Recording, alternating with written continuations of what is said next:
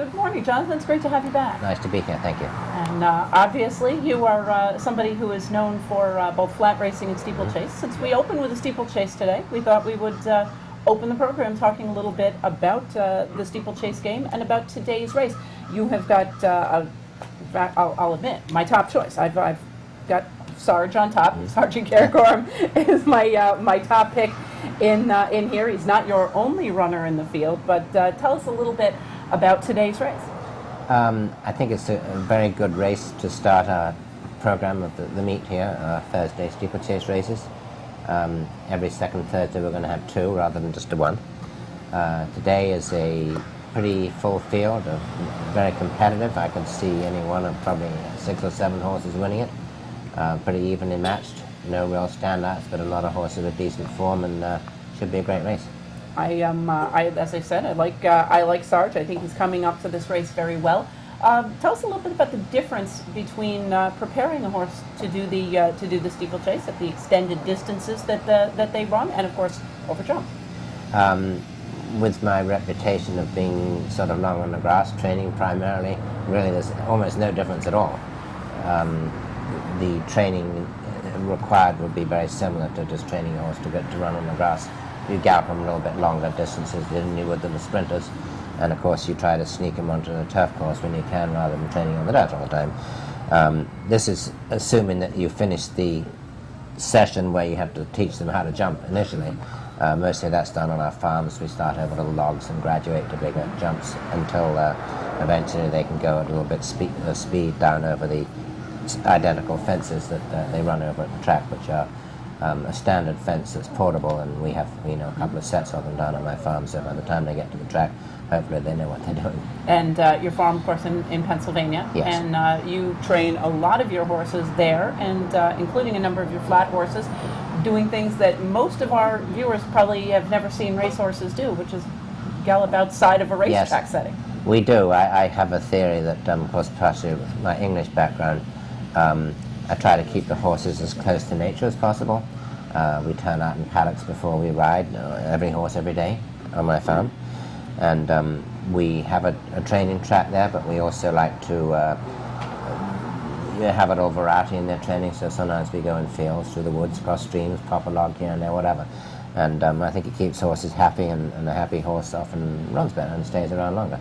I would tend to agree, and I think that you've proven that. And I think a lot of the steeplechase trainers have proven that. You look at the races over the jumps in many cases, and obviously they don't start jumping until they're about 4 years old. But you're often looking at 6, 7, 8, 10-year-old horses. Yes. Continuing and at the very highest levels. I think that is nice, and one of the reasons, perhaps besides the ones we just mentioned, is the fact that we have an off-season. There's no jumping racing for about 4 months in the winter. So whether you like it or not, you kind of have to give your horse a little downtime, which I think is a shame that we don't. In the old days, the big stables would winter in the South Carolinas or something. Now we're racing in Florida, and even the tracks up north are open all winter, and poor old horses don't get much of a break. No, it's a little bit different for the jumping horses, and I think it suits them very well. Now, Jonathan, you're the all-time leader in steeplechase earnings, over $20 million. One of my favorite facts that I saw when I was researching this is you've won a race here at Saratoga every year since 1967, which I have to admit is a little bit before I was born. But how have you seen the training profession evolve over the years? It's a good question, because if you are with something, on a regular daily basis, monthly basis, annual basis, you don't particularly notice the little changes. But if you to look at it from a perspective, the better if you kind of stood back and went back to those early years. And I don't think really, people say that horses are more fragile now, maybe a little bit softer, breakdown rates are a little worse, bleeding a little more. I think a lot of that's probably true, but as I mentioned earlier, I think part of that's because we probably tend to try to race them all year round, and not give them a break. But I think we do tend now to be a little bit easier on our horses, don't work them quite so hard and quite so fast and quite so often. But to me, that's common sense. I mean, that's sort of my natural way of doing things anyway. And in the old days, I think some of the very wealthy stables had so many horses that they, could afford to sort of run them through the mill, and those are the ones that survive are the tough ones, and they go on and win big races, and the others they find another home for. But nowadays, with the economics, you've got to make everyone count, so one does tend to be a little bit more careful with them. We had Rick Violet on yesterday, and he said much the same thing, that nowadays, every time you lead them over, they got to run their A race. There's no preps for other races. There's no let's get a race into him and see if he runs better next time. Everybody wants to win every time. Well, that's true, and it reminds me of an interesting thing that happened last fall. I had a new owner that sent me 2 or 3 horses, and he'd not had a horse with me before, and always with the more conventional trainers, mostly based in New York. And the horse ran rather disappointing in its first start. And he called me up and he wanted to know how. He said, "This horse had any good or what?" And I said, No. I said, that was just like a little training race. We weren't expecting too much. I just wanted to educate the horse. He kind of thought, well, if you're going to educate him, why don't you do that in the morning rather than the afternoon? I should have forewarned him perhaps a little bit, because maybe tried to cash a bet. I don't know, but I still do that a little bit. I'm not saying that we deliberately stiff our horses the first time they run, but I do usually tell the jockey, let's have it a good introduction. Hit him a couple of times, but don't overdo it. We want to keep some gas in the tank for down the road and have it to be a good experience that we can build forward from. But it is true that for the most part we are you kind of feel like you're a little bit under the radar, and you kind of have to put up your best performance every time, and that's another reason why I think the horses perhaps don't last as long, because in the old days, you kind of set a horse up for a big race. You'd pick out a race maybe 3 months down the road and campaign it with the idea it's going to peak at that particular race. And now we sort of have to, deliver the goods every time. Or the owners get mad, the public gets mad, the stewards get mad. Well, it's interesting you mentioned the owners that wanting to cash a bet, because I think to a certain extent, people have become so much of a slave to the statistics in the daily racing form, and nowadays, if you say something, if I'm explaining to a novice, for example, looking at the past performances, that my experience is that Mr. Shappard prefers to allow his young horses to have a good experience. If he wins, that's great, but if he's not going to win, they're not going to beat the daylights out of him to get that win. And the next question people say is, well, you mean he's, like you said, he's stiffing our horse, yes. Or is he, what do you mean he doesn't want to win? Of course you want to win, but you want to develop a runner. Yes, over time. There are certain trainers who are known not to have such a good percentage of first-time out winners, and others that the reverse is true. And the handicappers need to know that. Yes, well, that's a good betting tool, actually, so that can give you a little bit of an edge if you pick out which ones are that way. Well, Jonathan, I'd like to know if you could stay over quickly through a brief commercial message, and we'll talk a little bit about some of the other horses in your stable. You've obviously got Sarge today and a couple of others, but we'll hear a little bit more about some of your other runners, including a very nice flat 3-year-old that you've got going tomorrow in the Curlin in Ever So Lucky. Sure, be happy to. We will pause for a brief message, and when we return, we'll be having more information coming out of the Jonathon Shappard barn from Mr. Shappard himself. Please stay with us. Some people take analyzing a horse race to a whole other level. Tune in every morning at 11 a.m. and get up-to-the-minute analysis of the day's biggest races, breaking news from the racing industry, and our daily best bets, only on OTB TV. 1922, Babe Ruth debuts with the Yankees. WGY signs on air. Exterminator wins the Saratoga Cup, and Pinnell's Restaurant opens its doors for the very first time. For 5 generations, Pinnell's has been preparing delicious Italian food, served in a comfortable home-like setting where everyone is welcome. 90 years of authentic Italian recipes, 90 years of the freshest ingredients, and 90 years of the finest classic Italian dishes, all made daily by hand. Pinnell's Italian Restaurant, a Saratoga dining tradition since 1922. Hello, racing fans. I'm Robert Lee, the newest member of the Capital OTB team. Follow me throughout the Saratoga racing season for all the late-breaking updates and racing information from right here in the paddock on Twitter at Capital OTB. There you'll find our handicappers' picks, updated and instant analysis, and so much more. So don't forget to follow us on Twitter at Capital OTB. We'll see you there.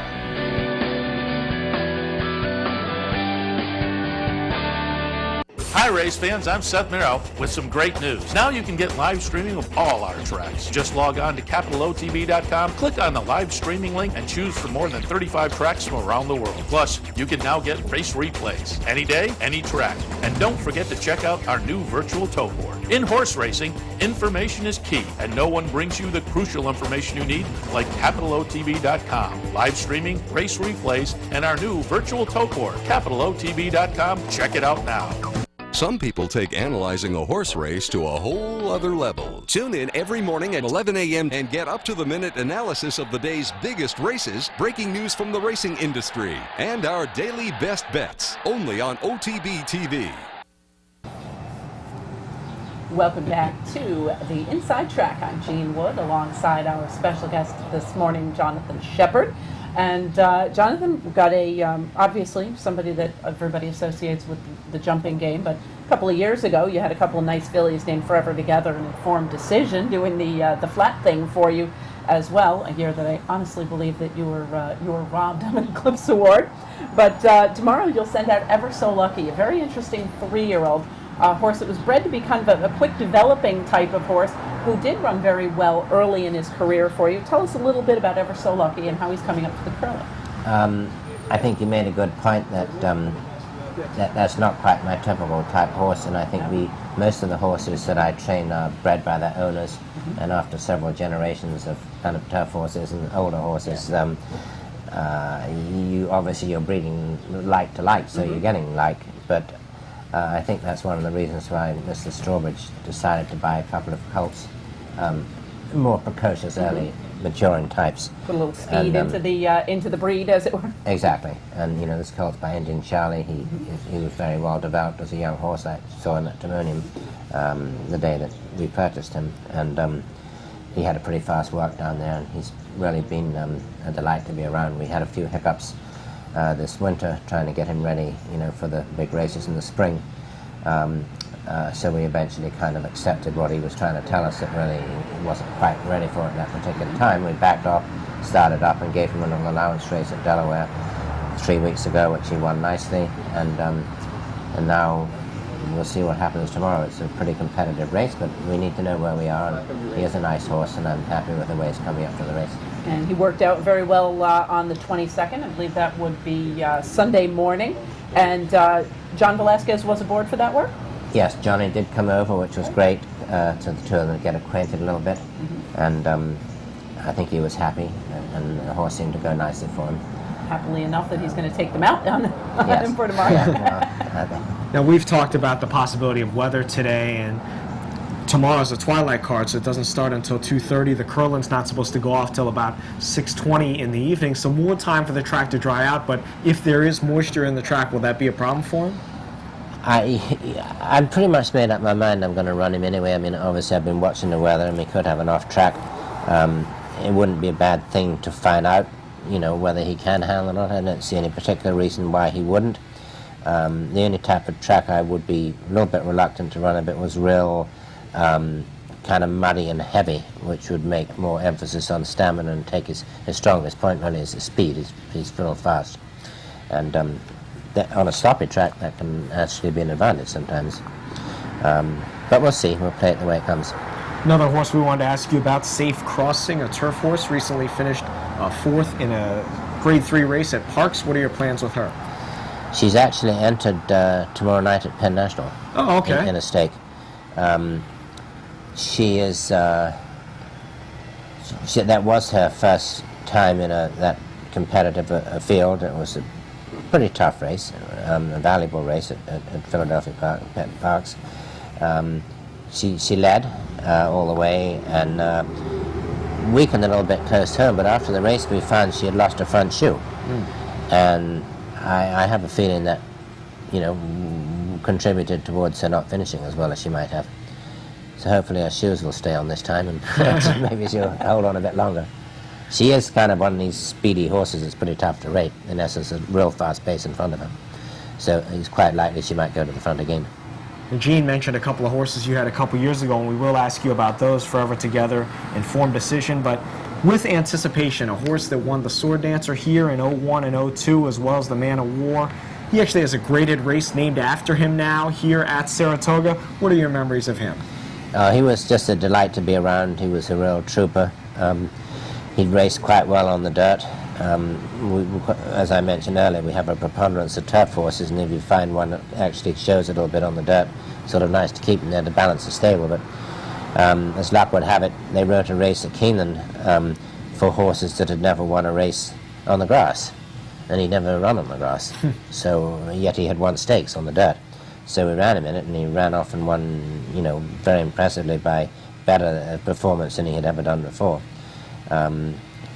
So we kind of pretty much kept him on the grass ever since, and of course he went on to become a very popular horse and had some great wins, and was really a joy to be around. He was a horse that I remember very well. It's a big, beautiful gray, and he ran, just always. He was the type of horse that was very eye-catching with his running style and so forth. As he got older, he got almost white-looking, and he had quite a following, and sometimes he would look like he wasn't going too well, like around the 3 or something, then all of a sudden he'd make the shoot. Yes, he would come flying, and of course, speaking of Jonathon Shappard gray horses, forever together, Informed Decision, 2 very nice mares, who I presume are now in the in Mr. Strawbridge's breeding program. Yeah, they both had foals this spring, and I assume are back in full. Although I don't have really much close connection with his breeding program. They're both at Stone Farm, Arthur Hancock's farm in Paris, Kentucky. I did go to see them since they've been there and spend a nice, time visit with them. It is odd that the 3 best horses I've had recently were all grey. I think that's more by coincidence than anything, but they were, it's a privilege to be around horses like that. Yeah, and they certainly were 2 terrific mares, one going short, the other going longer, middle distance, forever together, of course. A terrific grass mare. One other thing we wanted to mention: new event coming up at the end of the end of what most of us think of the Saratoga season. We're going to be doing the Steeplechase Festival up here in mid-September, which I think is a nice idea, a good way to kind of carry over the enjoyment of Saratoga and the steeplechase season. Tell us a little bit about how that's being received within the steeplechase. I think we're all pretty excited about it, and I think it's a great thing for entertainment for people in the area. There's not a lot going on here after the regular season's over. It's a good thing for us because it gives us another opportunity to run our horses, and it gives people a chance for us to showcase our sport a little bit. So when we do run, which is kind of nice having an open house also before the meet opens, and now this after, the more knowledgeable people become about it, the more they bet, and the more they like to come and watch, and so it's a sort of win-win for all of us. I tend to agree. I enjoy the jump races. I follow it on the online when Saratoga